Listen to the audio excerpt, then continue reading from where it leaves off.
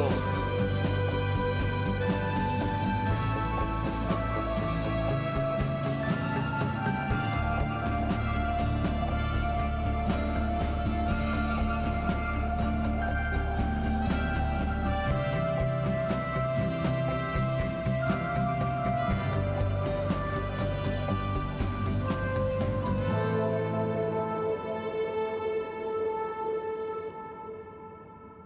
ჩვენ ამ ვიდეოში ამერიკის გაერთიანებული ავიახაზების 93 რეისის ისტორიის მოყოლას ვაგრძელებთ. რეისი 93 მიფრინავდა ნიუ-იორკიდან სან-ფრანცისკოში. საჰაერო ხომალდი გაიტაცა ალ-ყაიდას 4 ტერორისტმა 2001 წლის 11 სექტემბერს დილით. გამოძიების მიხედვით გამტაცებლები გეგმობდნენ თვითმფრინავის ჩამოგდებას ვაშინგტონში. ამ ისტორიის დასაწყისი ჩვენ პირველ ნაწილში მოგიყევით, ახლა კი გავაგრძელოთ მოყოლა ისტორიისა, რომელიც რიგითი მგზავრების მიერ ჩადენილი გმირული ქმედებებით არის სავსე. 93 რეისზე მგზავრების აჯანყება 9 საათსა და 57 წუთზე დაიწყო. მას შემდეგ, რაც მგზავრებმა ჩაატარეს ხმის მიცემის პროცედურა და გადაწყვიტეს, რომ შეეტიათ კაბინაში გამტაცებლებისთვის და კაბინა შტურმით აეღოთ.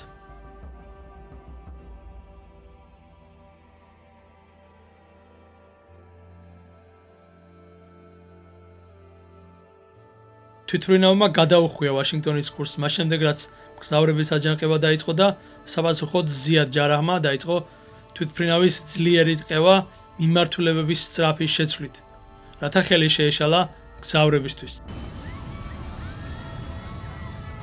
კაბინაში მყოფმა გამტაცებლებმა აჯანყების შესახებ 9 საათსა და 57 წუთზე გაიგეს, მას შემდეგ, რაც ჯარაჰმა წამოიძახა.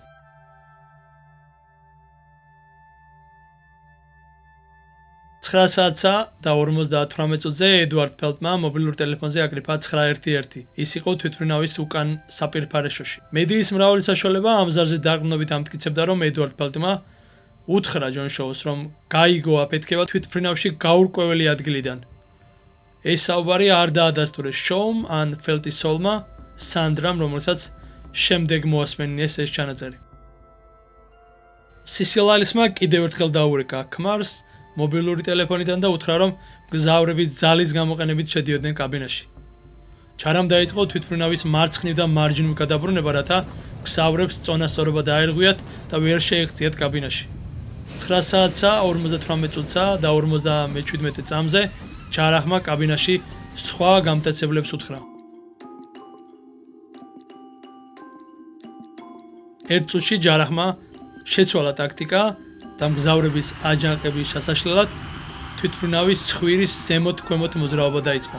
კაბინის ხმის ჩამწერმა აღბეჭდა შეჯახების ყვირილის, მინის და თევშების მსხვერპლის ხმები. მგზავრებმა სავარაუდოდ საკვები ურიკაში აჯახეს კაბინის კარს ან გამტაცებელს. ჩანაწერში 5 წამის განმავლობაში 3-ჯერ გაიცმა კაბინის გარეთ მყოფი გამტაცებლის ხმა, რაც იმას ნიშნავდა, რომ გამტაცებელს, რომელიც კაბინას გარედან იცავდა, თავს მგზავრები დაესხნენ. ზუსტად 10 საათსა და 3 წამზე ჯარაჰმა თვითმფრინავი გაასწორა. 5 წამის შემდეგ მან იკითხა. მას სხვა გამტაცებელმა უპასუხა. ჯარაჰმა თვითმფრინავი კიდევ ერთხელ აამოძრავა ზემოთ და ქვემოთ. ჩანაწერში ისმის შემტევი მგზავრების უკანა რიგებში მყოფი პირის განწირული ხმა. 16 წამის შემდეგ კიდევ ერთმა მგზავრმა დაიყვირა. რაც შესაძლოა სასურსათო ურიკის გამოყენებას გულისხმობს. ხმის ჩამწერმა დააფიქსირა მგზავრების ხმა, რომელიც იყენებდა საჭმელ ურიკას კაბინის კარების შესამტვრევად. ჯარაჰმა მანევრები 10 საათსა და 1 წუთზე შეწყვიტა. შემდეგ მან სხვა გამტაცებელს კითხა. მგზავრებმა განაგრძეს თავდასხმა და ჩანაწერში 10 საათსა, 2 წუთსა და 17 წამზე ისმის მამაკაცი მგზავრის ხმა.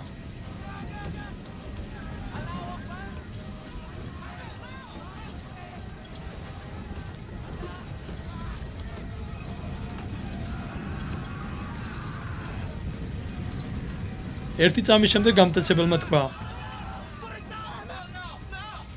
თვითმფრინავი ამოტრიალდა და მკვეთრად მარჯვნივ გადაიხარა. ჩანაწერში ერთდროულად ისმის კაბინაში შუშის მსხვერპლის და გამტაცებლების ხმა.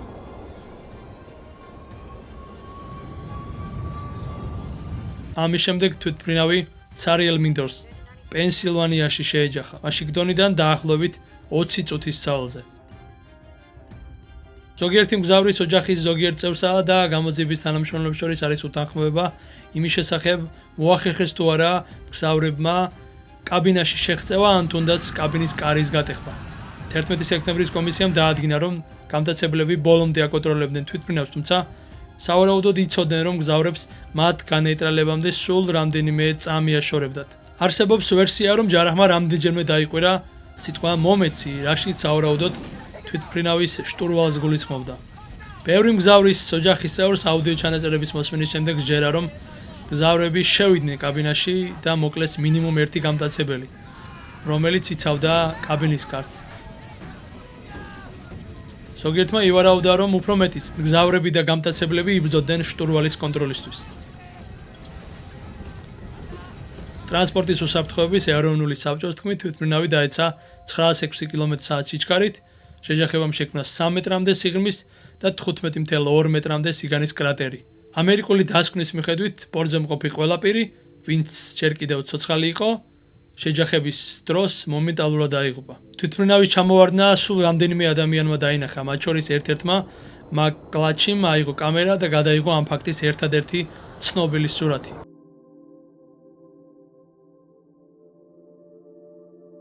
რამდენიმე წლის შემდეგ გამოქვეყნდა დევიდ ბერკვილის მიერ გადაღებული თვითმფრინავის ჩამოვარდნის შემდგომი ვიდეო.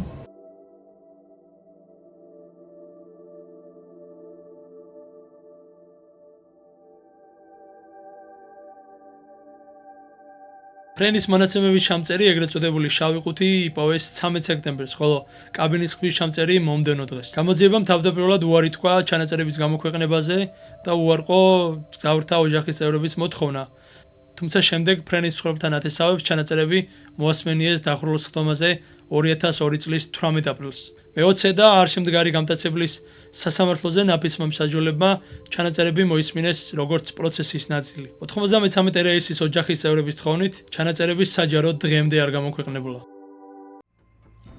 2001 წლის 19 სექტემბერს ეკიპაჟის წევრები და ბორტზე მყოფი მგზავრები, ცხადია გამტაცებლების გამოკლებით, წარადგინეს კონგრესის ოქროს მედალზე. მედლის უკანა მხარეს არის წარწერა: ერთ დღეს ერთ ველზე ღირსების ველი სამუდამოდ. შეიცვალა ნიუ-იორკის აეროპორტის სახელი ნიუ-იორკის საერთაშორისო აეროპორტიდან ნიუ-იორკის თავისუფლების საერთაშორისო აეროპორტად. ამ აეროპორტის A ტერმინალის მე-17 გასასვლელთან დღემდე ფრიალებს ამერიკის დროშა. ბიმერის ბოლო სიტყვები ამერიკის ეროვნულ გამონათქვამად იქცა. მალევე თვითმფრინავის ჩამოგდების ადგილზე ბორტზე მყოფთა ხსოვნის დროებითი მემორიალი, ხოლო 2011 წლის 10 სექტემბერს მუდმივი მემორიალის პირველი ნაწილი გაიხსნა. 2015 წელს იმავე დღეს იქ გაიხსნა ბეტონის და შუშის ვიზიტორთა ცენტრი. ის განლაგებულია ბორტზე, რომელიც გადაყურებს რეისი 93-ის ჩამოვარდნის ადგილს და მგზავრების და ეკიპაჟის წევრების სახელების თეთრ მარმარილოს კედელს. ვიზიტორთა ცენტრში სადამკვირვებლო პლატფორმა და თეთრი მარმარილოს კედელი 93 რეისის ფრენის ბილიკის გასწვრივ მდებარეობს და გვახსენებს გმირობის ისტორიას და გმირებს, რომლებმაც თავიანთი გაბედული ქმედებით სხვების სიცოცხლე გადაარჩინეს.